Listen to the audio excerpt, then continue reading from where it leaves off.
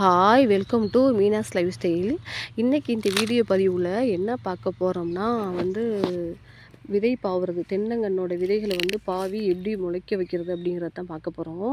இந்த மரங்கள்லாம் பார்த்திங்கன்னா 60 வருஷத்து மரங்கள். அதாவது 60 வருஷத்துக்கு முன்னாடி வச்ச கன்று வளர்ந்து இப்போ மரமாக நிற்கிது. இந்த மரங்களோட விதைகளை எடுத்து தான் நாங்கள் பாவுவோம், கன்று பதியம் போடுவோம். அப்போ தான் அந்த கன்று நல்லா வளர்ந்து வரும். வெயில் மழை இதெல்லாம் தாங்கி நல்லா நம்ம கன்று வளர்ந்து வரும். ஸோ அதனால் நாங்கள் இந்த மாதிரி 60 வருஷத்து மரங்களோட விதைகளை எடுத்து அந்த தண்ணி வற்ற போட்டுருவோம். அந்த தேங்காய்க்குள்ளே இருக்க தண்ணி நல்லா வற்றணும். அதுக்கப்புறம் தான் எடுத்து நாங்கள் பாவுவோம்.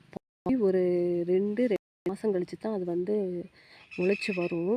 இதெல்லாம் முன்னாடியே பாவி வச்சுருக்கோம். இந்த கண்ணெல்லாம் இன்னும் கொஞ்சம் வளர்ந்து வந்தோடனே எடுத்து நாங்கள் தென்னங்கன்று வச்சுருவோம்.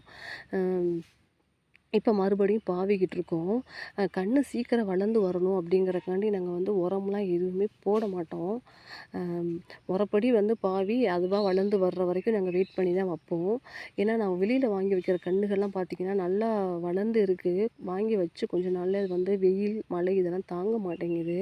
அதனால் நாங்கள் வீட்டிலையே எங்களோட மரத்தை 60 வருஷத்து மரங்களோட விதைகளை எடுத்தே நாங்கள் பாவி வச்சுக்கிட்டு இருக்கோம். இது வரைக்கும் அப்படி தான் வச்சுக்கிட்டு இருக்கோம்.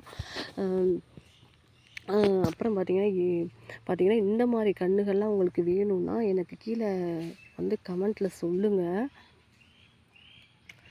நான் என்னோடய வாட்ஸ்அப் நம்பர் உங்களுக்கு தர்றேன். பாருங்கள், இப்படி தான் அந்த நீர் வற்றின தேங்காய்கள்லாம் இது மாதிரி வரிசையாக அடுக்கிட்டு மண்ணை தூவி விட்டுறணும். தூவி விட்டு தண்ணி உடனே நாங்கள் விட மாட்டோம்.